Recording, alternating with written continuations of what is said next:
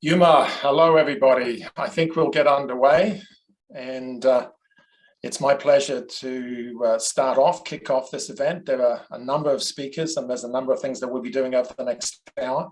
I thank you so much for joining us here at the Water Justice Hub virtual exhibition.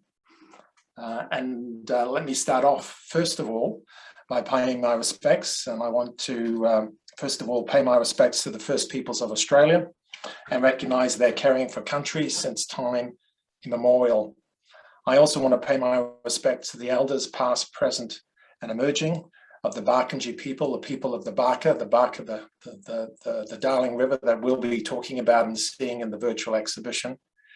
And I also want to pay my respects to the elders past, present and emerging of the Ngunnawal and the Ngambri people on whose country this exhibition was conceived and developed. So before we get into the exhibition and our special guests, I just want to talk a little bit about water justice or water injustice, and just to highlight that the world does face very real global risks from now to 2030 to 2050 and beyond. And of course, 2030 is that key date. That's key date for the Sustainable Development Goals, and in particular, Sustainable Development Goal number 6, allowing or achieving, if we can achieve that goal, water for all. And of course, to achieve that goal, we have to achieve a number of different things. And one of those things, of course, is water justice. And water justice or water injustice is really when people don't have enough water to access their needs, physical, social, economic, and cultural. 2, there's an inadequate recognition and protection of those needs, including and especially cultural practices that often are ignored. 3, we need water governance, or lack of water governance is a major cause of water injustice, and especially the issues of procedural justice, that everybody, including vulnerable people, are recognised and have a voice at the table. And last but not least is the issue about knowledge and lived experience that's not withheld, obscured, or marginalised to maintain an unjust status quo. So the Water Justice Hub has been in place since last year when it was formally launched. It's supported by the Australian Research Council in terms of a laureate fellowship. And it has 4 key goals, and I'll just highlight those goals because I think they're very relevant to today's virtual exhibition. First one is to amplify voice, and you'll see voice. That's an expression we have here, see voice, because we will see voice in this virtual exhibition to those suffering from water injustice. 2, we want to promote truth in relation to injustice and highlight the impediments to water justice. 3, we are not alone, of course, but we are part of that group of people who want to seek reconciliation and meaningful pathways to overcome past and current water injustice. And 4, we want to support inclusion. That's evidence and information for practitioners, governments, academics, civil society, indeed everybody, in terms of incorporating water justice into their thinking, decision-making, and of course, their practices. So that's about the hub. That's the respects that we need to pay to the First Peoples of Australia, which is absolutely critical to us moving forward in terms of water justice in this country, in Australia. And then we talk a little bit about the virtual exhibition, which you'll see shortly. And so it really is what I would call seeing the voices, or those voices are visualizations from the Barka. That's the name of the river from the Barkindji people who are in the Lower Darling. Lower Darling River is the English name for it. And this is Barkindji country where we have people talking and giving testimonies, and we'll talk to the persons who set up the Citizens Inquiry in 2019 to look at the health of the Barka-Darling and Menindee Lakes. That took place in 2019, and there were people who gave testimonies to that Citizens Inquiry. Their voices, their transcript, their words, their voices have been visualized by a very capable set of team, I would call it, Rick Lee and Tom Horne, who are at Wordplay Studios, and they visualized it for us, and that represents a key part of this virtual exhibition. And in terms of where we're going, why the title, why Aquawhen? Well, there's a question mark, I suppose, because there's always questions when we come to these issues. And I just want to pay my respects to a wisdom of a Barkindji elder, Wambacha Nungu elder Elsie John. There's a visualization right on the banks of the Barka River at Wilcannia And there are her words written right there. And I'm just reading from that visualization. And she said this: "We do not exist only now. We are part of our past and part of our future, and we are linked to the land." Those are not my words. Those are the words of Elder Elsie John. And I think that connects what we're talking about here, what this virtual exhibition is about. It's about the past, it's the present, it's about the future, and it's about those connections to country.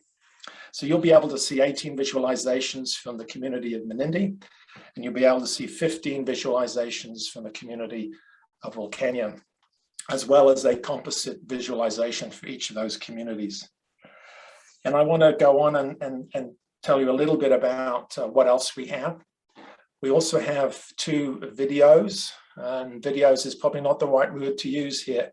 There are voices in motion is perhaps the best way to describe them, provided by Dan Schultz and Otis Philly.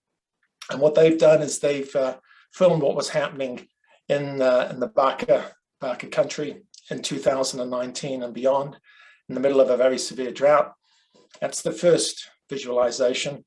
And then the second visualization, and they'll be able to talk to it as themselves, is really what's happening now over the last few months in terms of 2021, as water has returned down the Barka and moved into Menindee Lakes. And the last but not least, there were 4 justice posters provided by members of the Water Justice Hub in terms of the research that they have been doing over the last few months and perhaps beyond that as well. So to me, this virtual exhibition is a journey. It's a series of steps on a journey. And I'm inviting you, all of you here today, to be part of that journey, as well as seeing, as well as listening, but also be part of the being that is necessary to support and promote water justice. I understand a virtual exhibition only takes us so far. This is a journey of a lifetime, and it is a journey of reconciliation.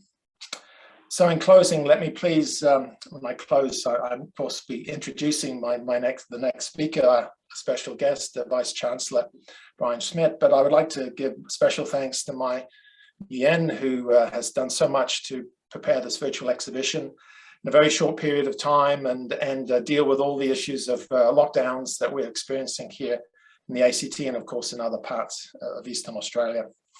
I also want to honour all those who live in and around the communities of Menindee and Wilcannia in Western New South Wales.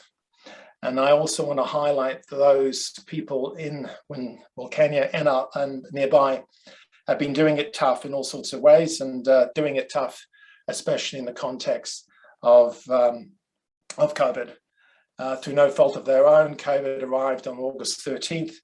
And as of last Friday, there were 112 positive cases in that community out of a population of 750. So let's move on. Let's respect their resilience, and let's acknowledge all of those in those communities. And especially, I give thanks to those who gave their testimonies, that you'll see in this, seeing the voices of the people of Wilcannia and Menindee. So I'll be coming back now and again to do introductions to the rest of the people who will be presenting here today. And it's my great pleasure to introduce to you the President and the Vice Chancellor of the Australian National University, Brian Schmidt. So Brian, please, we'll pass over to you and for your words. Thank you for joining us here today. Thank you, Quentin, and thank you, everyone. Quentin, thank you for your acknowledgement of country. I too am on the Ngunnawal Ngambri land here just outside of Canberra, a place known, I think, as Amungala in the past. And I note that the Ngunnawal Ngambri people have been traditional custodians for this part of the world for more than 20,000 years. So I'm very pleased today to be able to launch the Water Justice exhibition, Aquawhen. I'm very proud of the many colleagues whose long and thoughtful work has been put into establishing the Water Justice Hub in 2020. And while it's supported by the ARC, it is also very much supported by the ANU. Professor Quentin Grafton, but also Professor Laurae van Kirkhoff, Professor Fiona Yap, and Professor Peter Yu, who we're going to hear from shortly, are all people who are contributing to activities in this space at the ANU.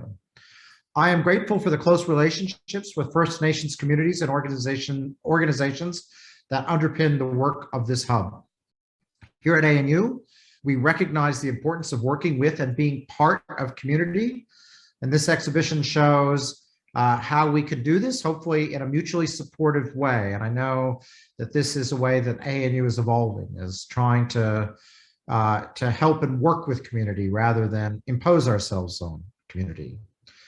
It combines justice with art and with voice that Quentin talked about. Too often, the voice of the marginalized is ignored.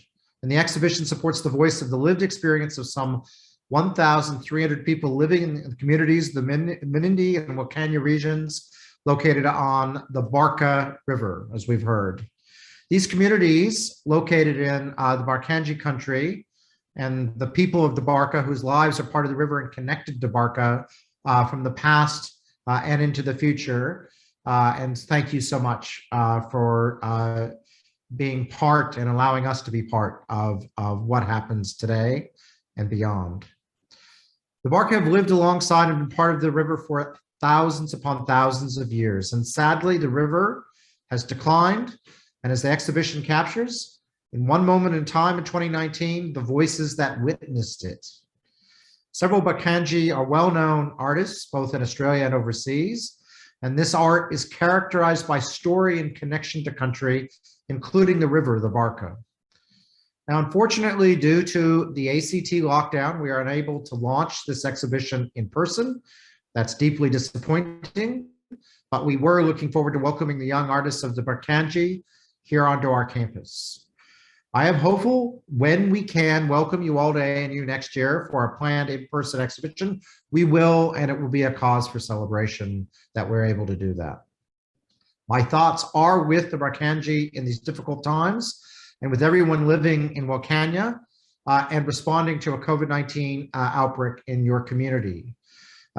Indeed, we have sent, we're sending a team, we have a team of 3 of our best Indigenous health experts, the most capable people in Australia who are up there. They will be followed by another team, and we're hoping that we can help everyone get through this really trying time.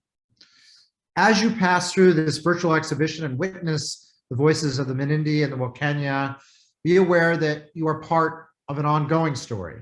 This is a story of water, of people, and of places that cannot be separated. The art is a powerful narrative of struggle and of being. It's a story of Australia and a story that we share today with the rest of the world. So please join me in thanking everyone who give their voices and their expression through art, particularly artists Rick Lee and Tom Horne, created a visual dimension to the voice, and the Water Justice Hub for bringing together the storyline for the world to see and experience. I'm very much looking forward to seeing the exhibition. And Quentin, thank you so much for your leadership. I'll hand back to you now. Thanks so much, Brian, and thank you for the respectful and powerful words of support for the communities and the work that we are attempting to do as well. It's my real pleasure to pass on the baton to the next speaker. And the next speaker is Professor Fiona Yap. She is the director of the Crawford School of Public Policy. She's also my boss, and she's also our leader here at the Crawford School. So may I please pass to you, Professor Yap. Thank you very much, Professor Grafton. And you're way too modest about the role that you play, and probably definitely overstating the roles I play. I am part of a very collegial group of people, and I'm very glad to be part of that very important school in public policy studies.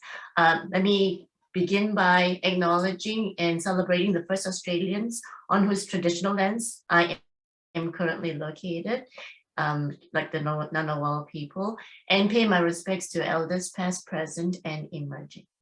It is a great pleasure to be here with all of you today for this launch of the Art and Justice virtual exhibition, Aquawhen, I am truly honored to speak on behalf of the ANU's Crawford School of Public Policy to help launch these deeply meaningful exhibition alongside Professor Quentin Grafton, Professor Brian Schmidt, Professor Laurae Van Kirkhoff, and Professor Peter Yu.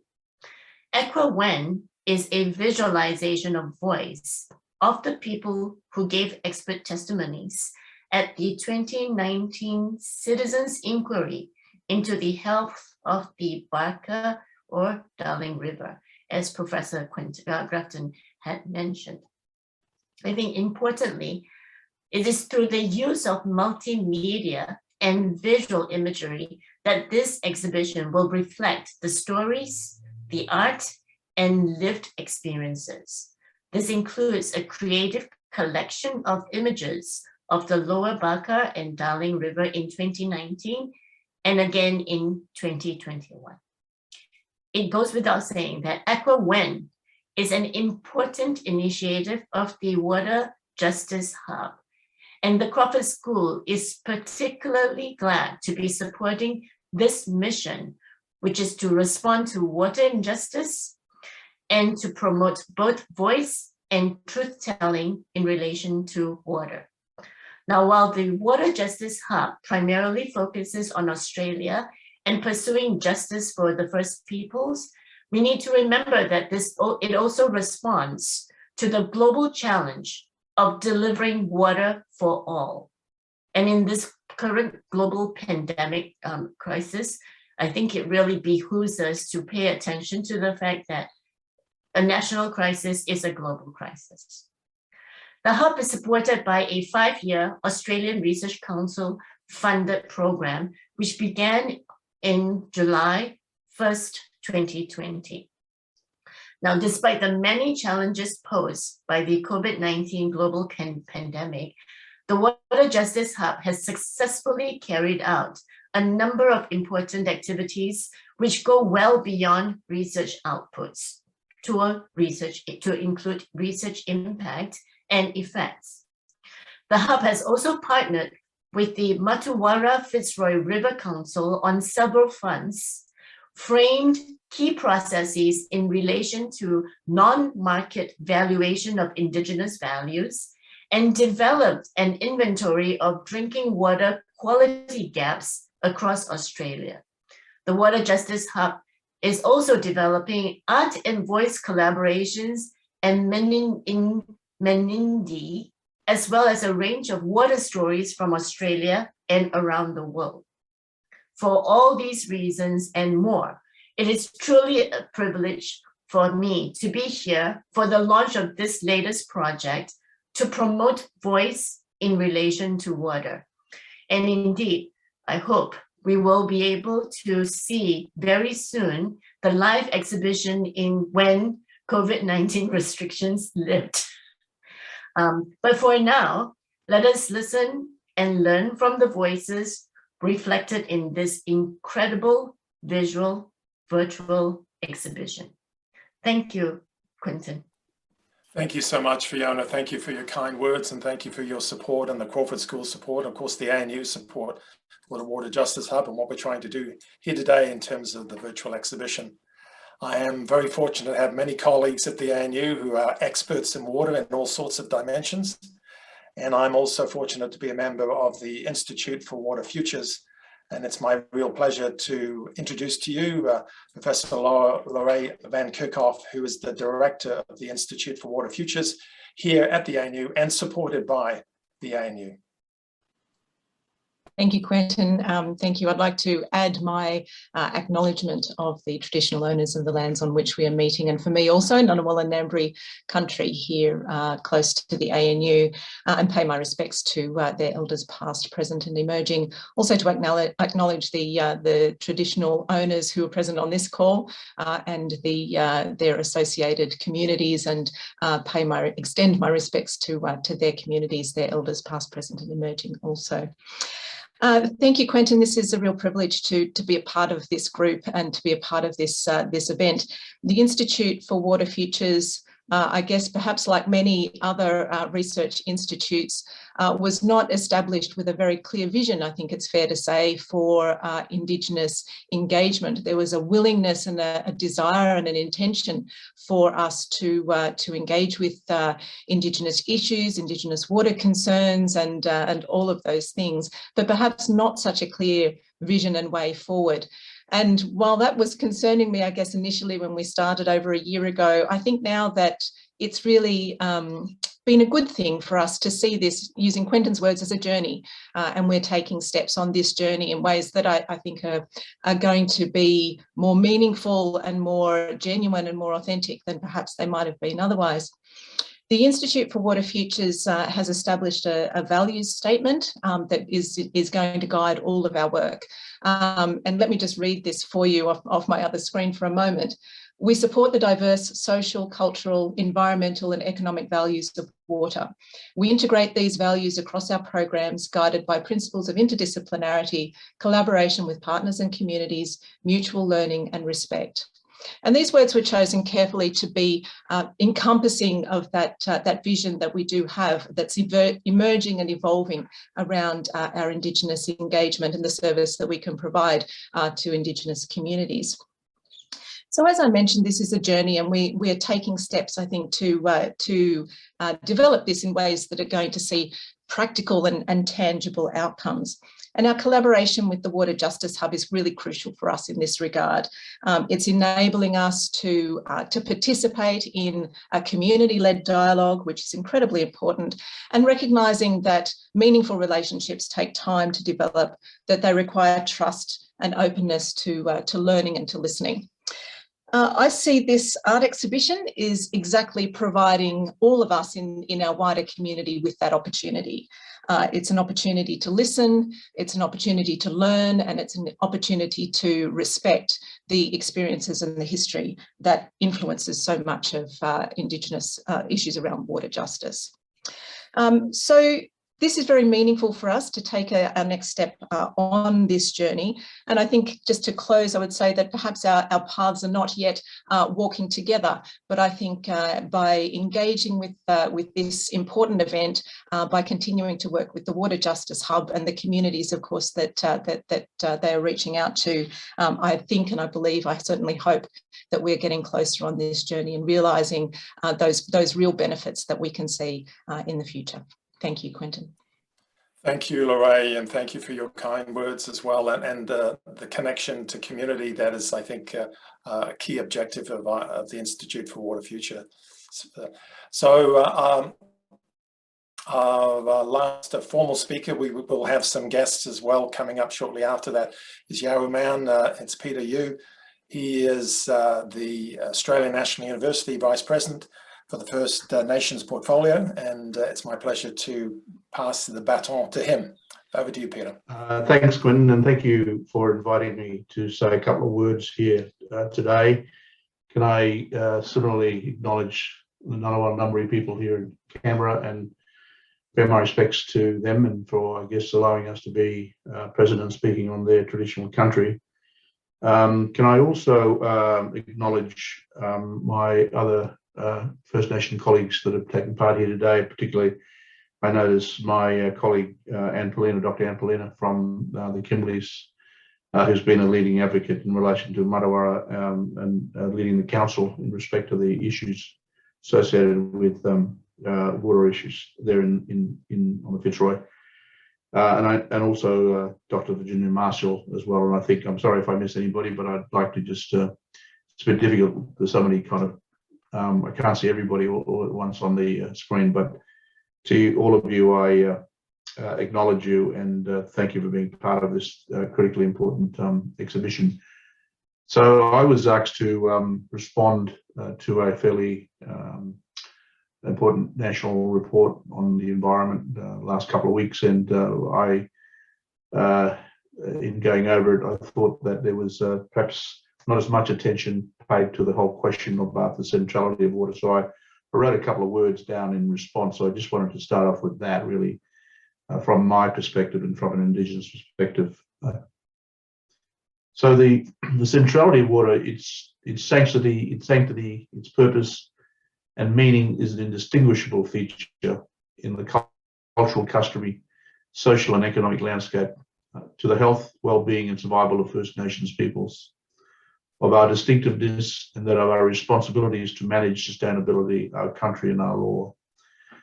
And I think sometimes the whole question of water gets lost or certainly not elevated to the same extent that it ought to in respect to the intrinsic importance it has to the existence and to that very distinctiveness of who we are as First Peoples. And I think that that's something that that we need to really pay more attention and focus to.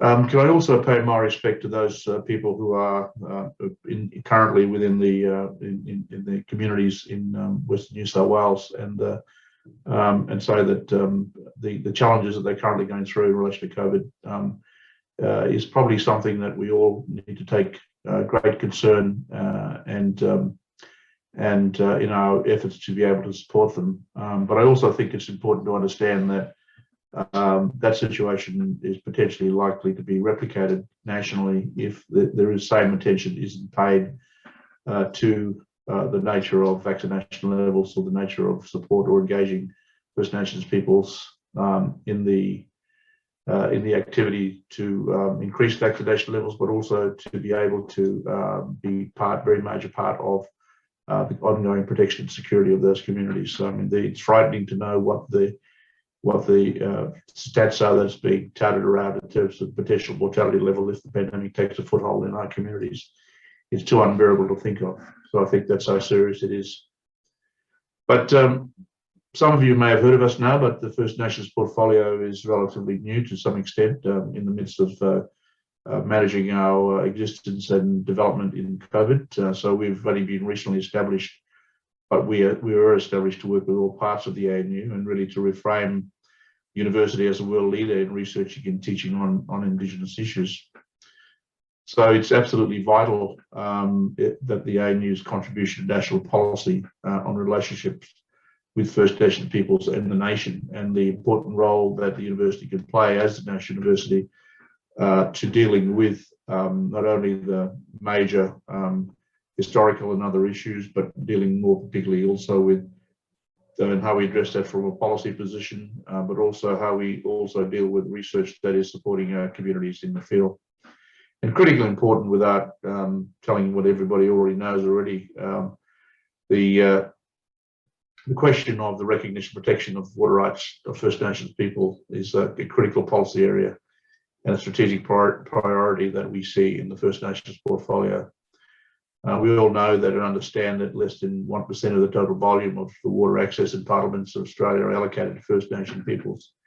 It's a very crowded space, I think we all know, so there is a necessity to develop a more coherent approach to the way we respond to these issues.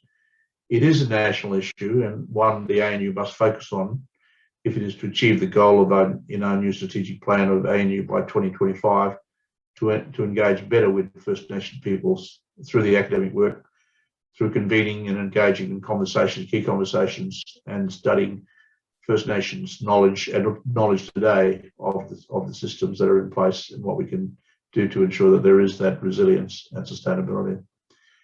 We have begun discussions with the ANU's Water Justice Hub and the Institute for Water Futures that we really do need a new ANU-wide plan that focuses our collective efforts on research, on teaching and on public policy engagement that will contribute to making a difference in respect to these rights. As I indicated, it is a very crowded space nationally and something that we, as a collective at the ANU with the significant level of expertise and research capacity that we have to be able to develop this collaborative and more coherent position. So I look forward to the exhibition and thank you again for inviting me, Quinn. Thanks so much, Peter, and thank you for raising the issues of justice in general and the issues of reconciliation, which is a journey that not just us today, but all of us as a country must walk down that path. May I now please pass on to some of the people who created the virtual exhibition in various ways. And I want to start by introducing to you two very talented filmmakers, Dan Schultz and Otis Philly. They provided with us two voices in motion is how I'm describing it. They'll describe it in a different way. I'll pass over to Dan to introduce himself and Otis. And then if you bear with us, they're going to give us a video. And I'll let them tell you what that video is and but it is part of the virtual exhibition. And I think it's a way to begin the beginning of this journey. And so over to you, Dan, please. Hi, thanks, Quentin.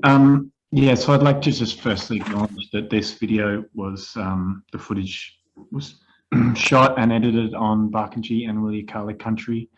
And so I'd just like to pay my respects to those elders who are past, present and emerging, who are struggling through another crisis only a few years after the water crisis, and the issues of justice and injustice that COVID and the water crisis has brought up.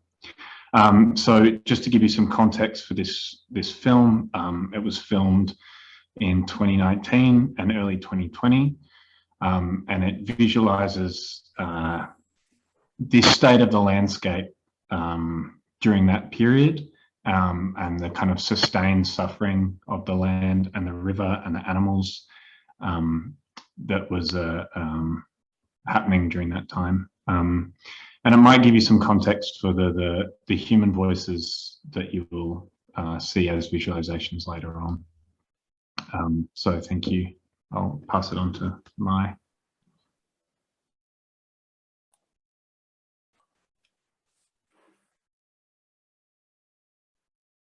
So Mize is going to give us, yeah, thank you. So the visualization is about to happen, the film. So hopefully it all works. It's about 8 minutes, I think. So bear with us. There's sound with it as well. There's an acknowledgement to get in, and hopefully all will work well for us. So you're seeing now the exhibition in its virtual form, and we're going to go straight to the video that's on the left-hand side, which is Aquanormal crossed out, 433 days. So thank you, and I'll let you see, and then we'll come back. So it's about 8 minutes, I think.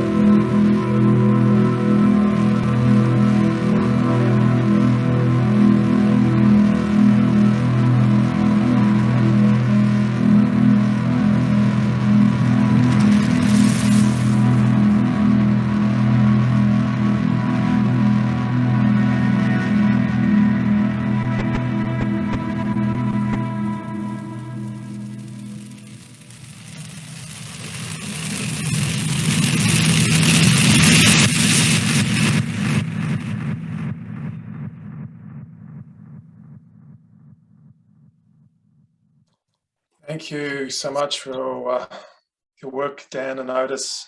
Powerful, powerful, powerful. Water is indeed life. Thank you for sharing it with us, today. There is a second video, which is from 2021, and I'm glad to tell you that Menindee Lakes is essentially full. So there's a different story to tell in 2021, although the injustice from the past hasn't disappeared. Let me now go to a special guest for us and our last guest before we turn to the water justice posters in terms of the Water Hub members. So Michelle Maloney led the citizens' inquiry that took place in 2019 that led to the testimonies that came from not only Wilcannia and Menindee, but other communities in the basin. I'll pass over to Michelle to let her tell us about the citizens' inquiry, which led to the voices and the visualization of those voices, which you will see today in the virtual exhibition. So please, over to you, Michelle. Thank you. Thank you so much, Quentin and Mai, for organising this important event. And I'm very sorry that I couldn't join you, and really want to send my good wishes to everyone who's in the grip of the COVID pandemic. I would like to acknowledge country. I'm here on Yagara Turrbal country here in Brisbane. I'd like to acknowledge elders past, present and emerging.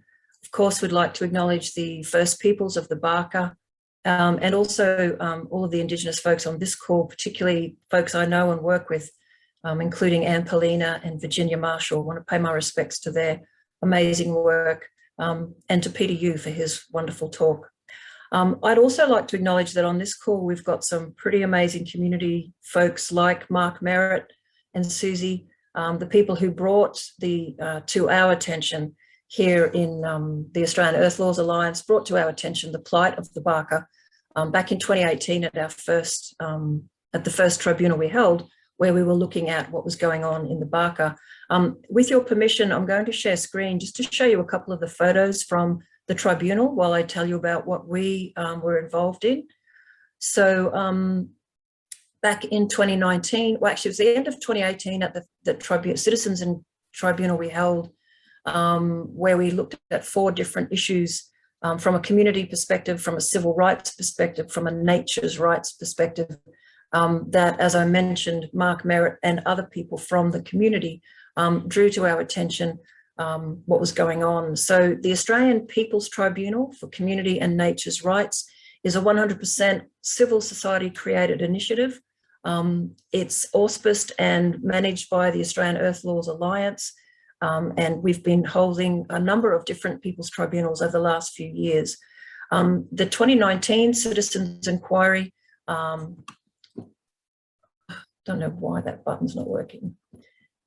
I was called today the queen of Zoom, but it's not working. Hang on. Ah, there we go. So what I wanted to just show you all, if you have not read this report and you care about water justice, you have to read this report, because although the lakes now have water in them and we might be okay for a little while, this problem has not gone away. The structural problems have not gone away. The corporate and political corruption that have caused phenomenal destruction of this remarkable inland river system continue today. So please visit the Tribunal webpage, tribunal.org.au. You will see the incredible 230-page report put together by Indigenous elders and lawyers. You will see 110 video testimonies and the video from the launch event. What we did, we listened to our fellow Aussies. We were very profoundly concerned as individuals and had been for decades about the Darling River. People like myself who are from the bush, became Western educated as a lawyer, never really knew what we could do to help. We knew there was so much that had to be done. It was such a complicated issue. But in the end, we offered to come out and visit folks just to bear witness, not as experts, not as people above or below anyone else, but just as mates, as people who cared. And for 2 weeks, we sat all day, every day, listening to these grueling, horrific stories of injustice. We went from Mildura, Buronga to Wentworth, Broken Hill, Menindee, Wilcannia, Burke, Walgett and Brewarrina. And as a non-Indigenous Australian, I can tell you that it was the 2 weeks where the deepest shame I've ever felt for this so-called nation state was experienced, because the deprivation, the terrible treatment of Indigenous and non-Indigenous people out in those communities was laid bare. It was like being in a war zone. These people had shock and grief and utter disbelief on their faces, and the whole place was in a terrible state. And what terrifies me is that after the rains pass, the structural problems that cause these issues will continue.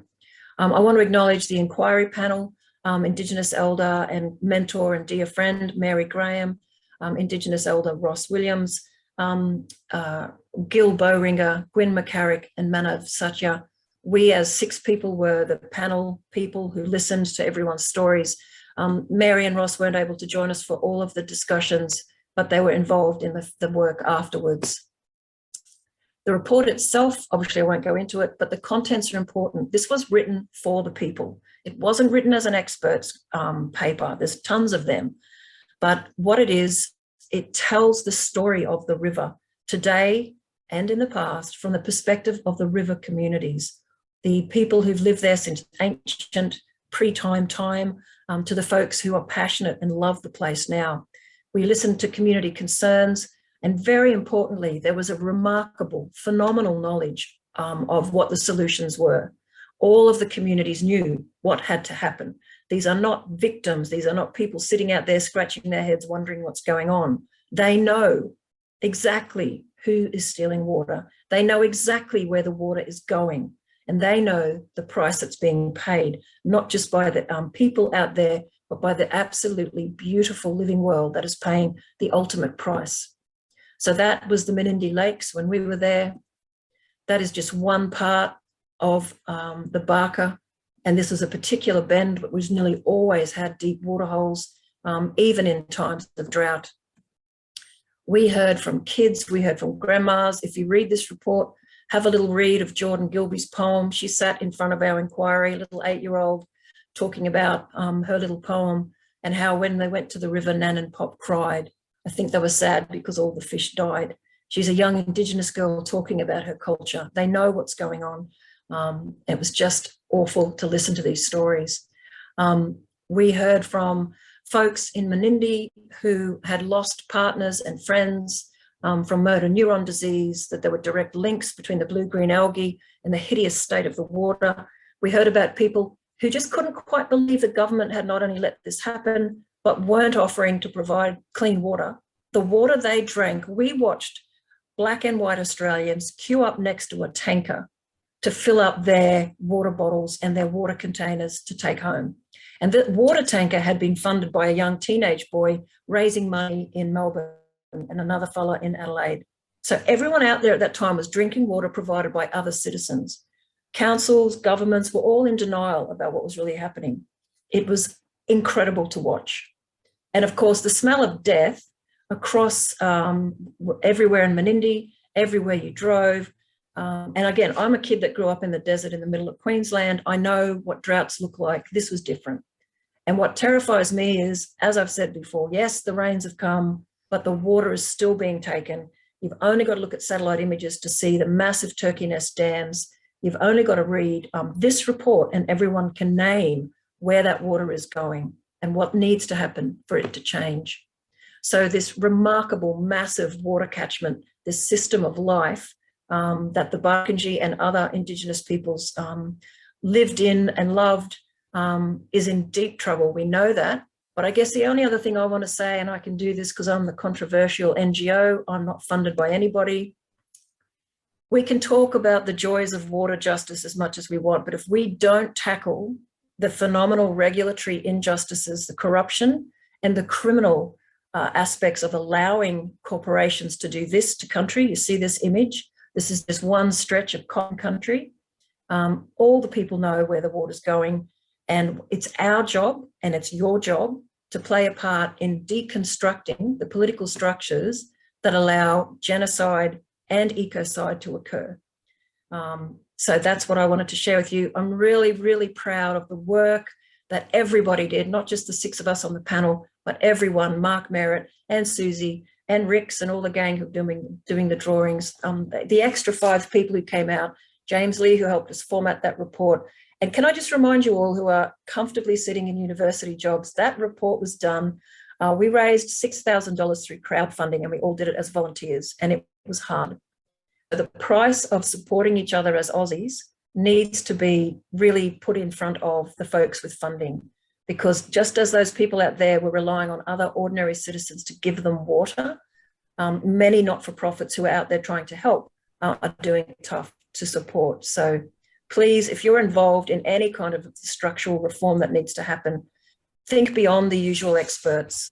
There's a whole bunch of material out there that people can share. So thank you for listening to me. Thanks for letting me be part of this. And we're really proud of the report. Have a look at it. Thanks so much, Michelle. Thank you for the solidarity that you talked about in the context of the communities you engage with and the people you work with, and what you're continuing to do on behalf of Australians. Much appreciated. So we come now to the close of this launch, and I'm going to pass over to my friend and colleague Anna Monero, and she's going to introduce the very last part of the exhibition, which you can see as you depart from the exhibition. They're the 4 water justice posters, which are the research that is ongoing. We have much more research than this, but it's just a selection of some of the research that's been done within the Hub by Hub members. So I'll let Anna do the introductions. It'll be short. Then I'll close off at the very end, and you'll have the opportunity to enter the exhibition and spend as much time as you wish, wherever you wish. I do want to highlight there is a second video, film, I should say, that Dan and Otis have prepared from 2021. So don't miss that as well. It's certainly well worth seeing. So over to you, Anna.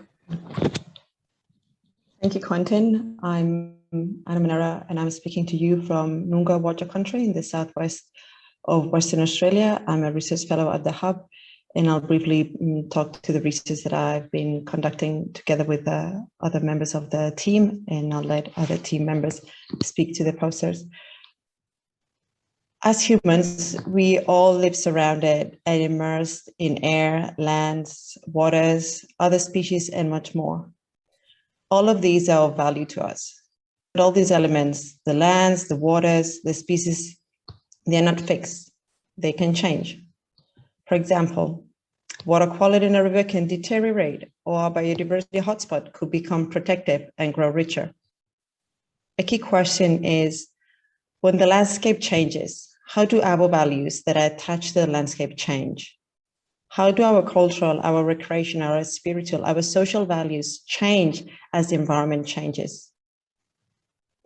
Non-market valuation has been applied for many decades to try to answer these questions. When done properly, it can be an effective tool to understand the values that we place on the environment and thus inform policy. More recently, a small yet growing body of literature in non-market valuation has focused on the values that are particularly important for Indigenous peoples. In this research that is captured in this poster, myself and my colleagues carry out a systematic global literature review to learn what has already been done and how this approach could be improved. In this paper, we characterize 62 studies found in the literature. We provide commentary on certain key technical questions.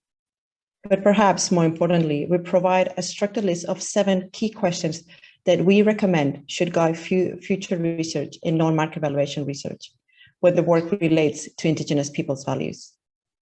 Our 7 key questions are: first, what is the purpose of the research? What are we doing this? Second, how does Indigenous knowledge inform the research? Who benefits from the non-market valuation? Who will use that information? What ethical frameworks are followed? And whose values are considered? What is the expected change, and how is the change going to be felt by Indigenous peoples? And how are the technical limitations of non-market valuation going to be overcome?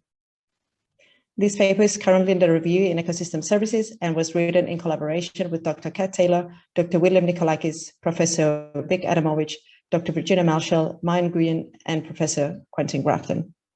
I'll now introduce Dr. Long Chu, who's an applied econometric modeler and data analysis within the Department of Economics at the Crawford School of Public Policy. Thank you, Anna, and good afternoon, everyone. So this research project is undertaken in collaboration with the University of New South Wales and it is led by Professor Quentin Grafton at the Australian National University. Here, the research team investigates the causes and consequences of drying change in the Darling River system, where First Nation people have been living for many thousand years. With a rich cultural heritage, we find that economic activities far in upstream regions are very significant factor behind the drying Darling River. And in some specific locations, irrigation is the most significant factor, even more than climatic factors. When the river becomes drier, there are a lot of consequences. And one of the most severe consequences is that ecosystems along the Darling River have become less resilient. Living species are more vulnerable to drought weather. And if they can recover from droughts, which happen from time to time in Australia, they will recover more slowly.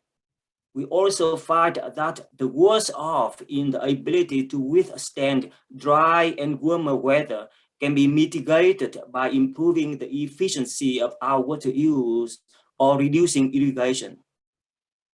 Thank you.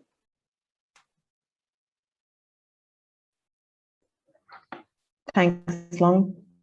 I'll introduce Dr. Kat Taylor, who's a Water Justice Hub member and a research fellow at the Crawford School of Public Policy.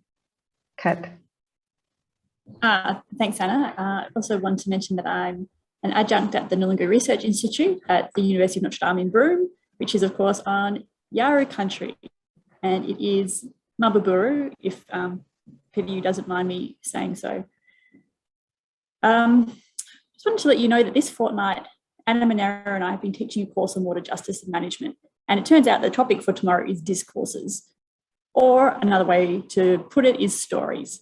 And I think what we've been hearing today is that in Australia for too long, there's one story that's been allowed to dominate, and that is a story based on Aquanalius, or the myth that First Peoples don't have inherent rights, interests, or responsibilities.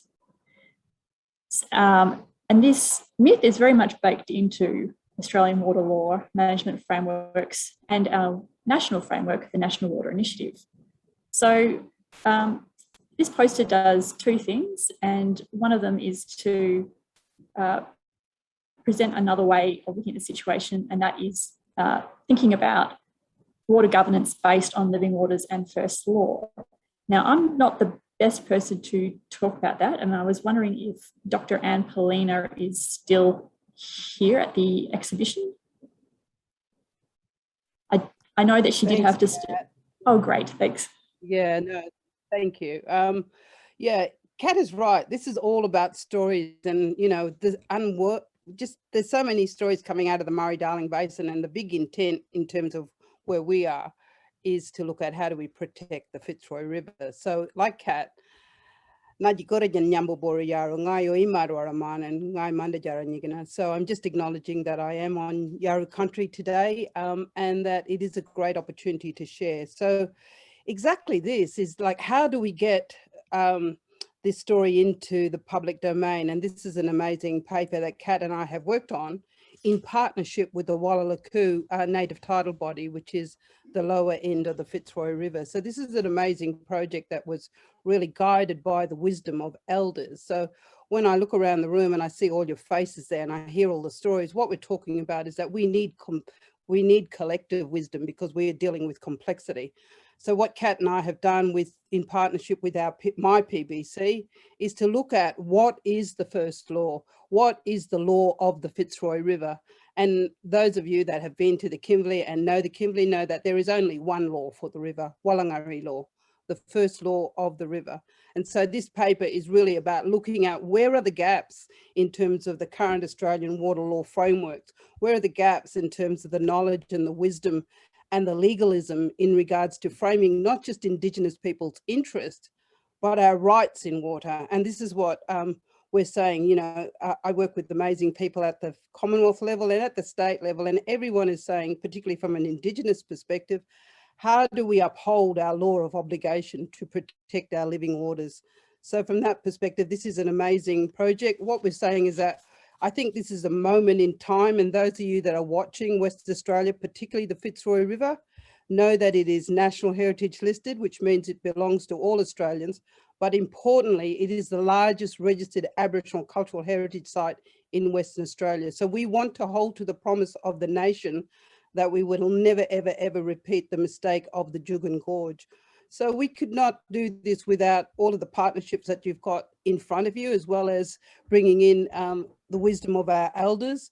And we are advocating for First Law to be seen as a key principle in water justice and water governance, and that we believe the river is for everyone. So how do we sit down and have a conversation around not just water justice and human rights, but climate justice? Because what is happening in the Fitzroy catchment, all I can see is foreseeable harm. So thank you for the opportunity to present. Kat, thank you for your leadership. Thank you for the leadership coming out from the Justice Hub, and for all of you that do contribute to this collective wisdom. To Dan and Otis, I think one of the most important things that has come out of Dan and Otis' film, which is also eminent in my second PhD, is multi-species justice, that the animals have a right to life, to reach their full potential as those beings, that the serpents, the sacred ancestors of the river, not only require the right to life, but importantly, the right to flow. So thanks, Kat. I'll stop there. But yeah, there's a lot in the paper. There's a lot in the wisdom in the posters, and it's all at the moment about a clash of values and how we can right-size, you know, what we're doing in terms of our work. But thank you all very much. Thank you. And there's certainly a huge need to transform what's happening with water policy, law and governance in Australia. And a great person to speak to that is our next poster, our next speaker. I'd like to introduce Dr. Virginia Marshall.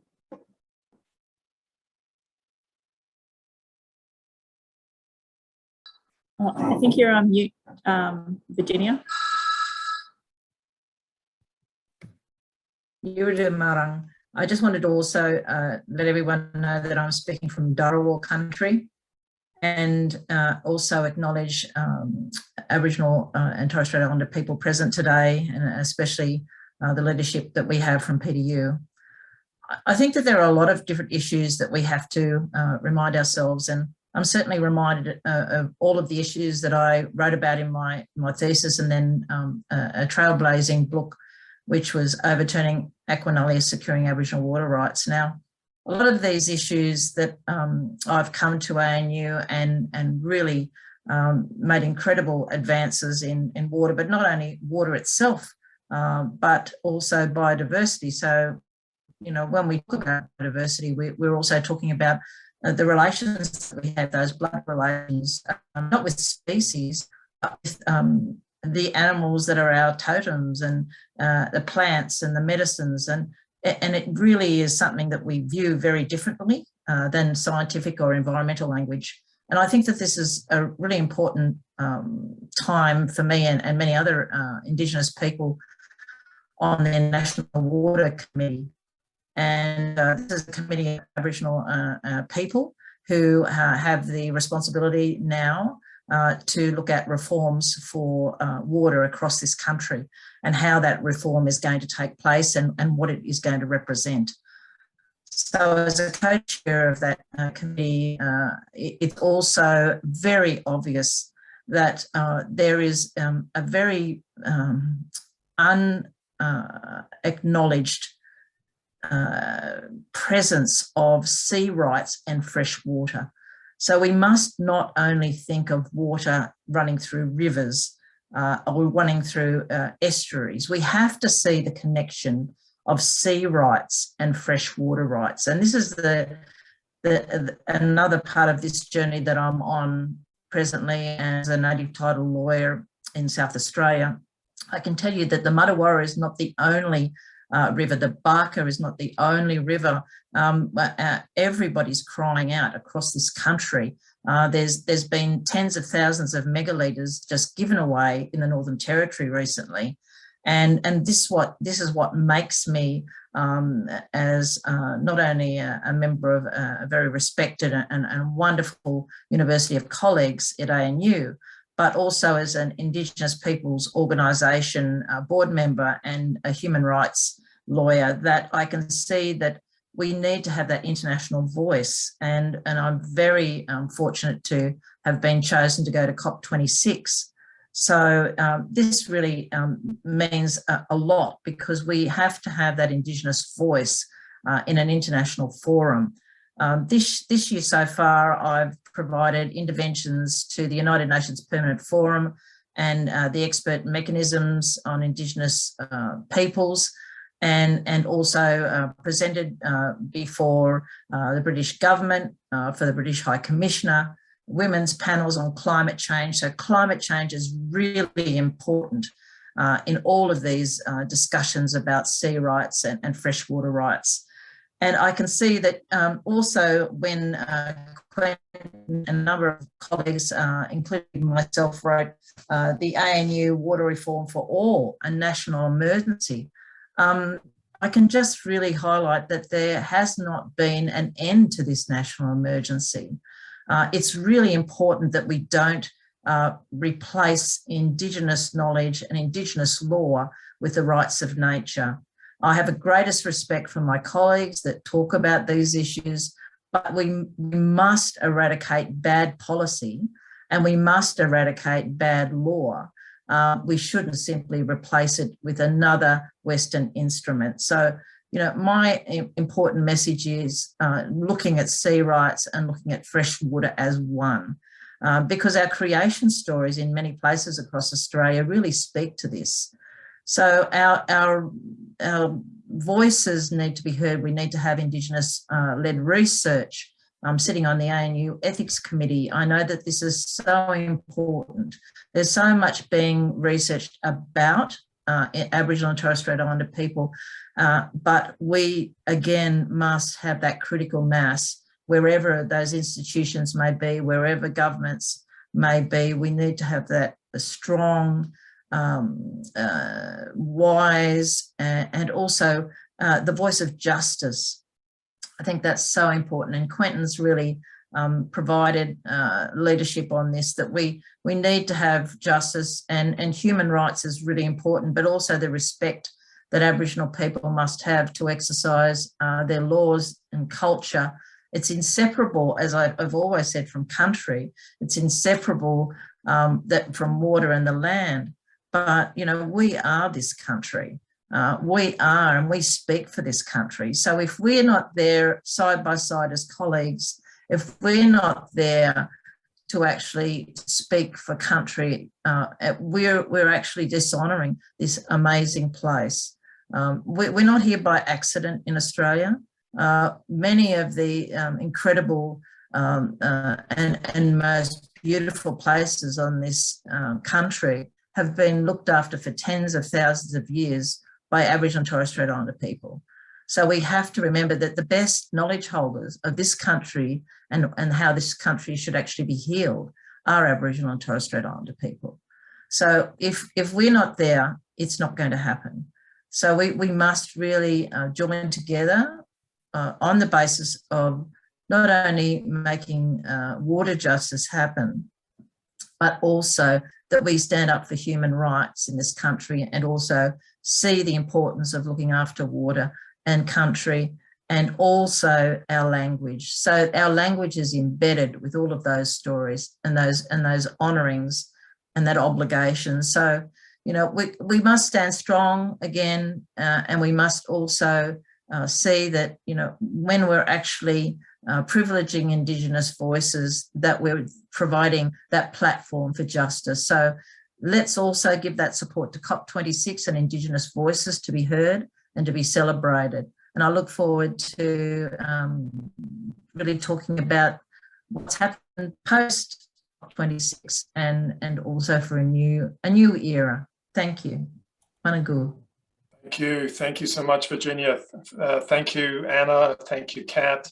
Thank you, Long, and of course, thank you to you, Anne, for joining us from your perspectives as well. So that's the end of the launch. I'm going to ask Mai to give you the link to the Water Justice Hub, and so you can see how to access this exhibition. So I'll close at that point. But I thank everyone who spoke. I thank everyone who joined us. The exhibition is live. It's going to continue today, tomorrow, and Friday, but it's 3 days only. We will hope, and we plan to have a live exhibition. We'll feature art from Glenn Laurae and from young Barka artists in 2022. So thank you, Glenn, for joining us. Your presence here is respected and welcome. And of course, other artists who will be joining us in a live exhibition in 2022. But for the next 3 days, and the next 3 days only, the virtual exhibition is on. I would like Mai to give you the link if you can get there, Mai, to the Water Justice Hub. Just go straight to that link so people know where it is. Go to Water Justice Hub. See the link. Can you get there, Mai, for us, please? Yes, I already sent now to the chat box. Okay, great. Okay, great. Well, that's all I need. Thank you so much. Stay safe, stay well, and stay connected. All the very best. Thank you, everybody. Thank you for joining us. Bye-bye. Bye. Thank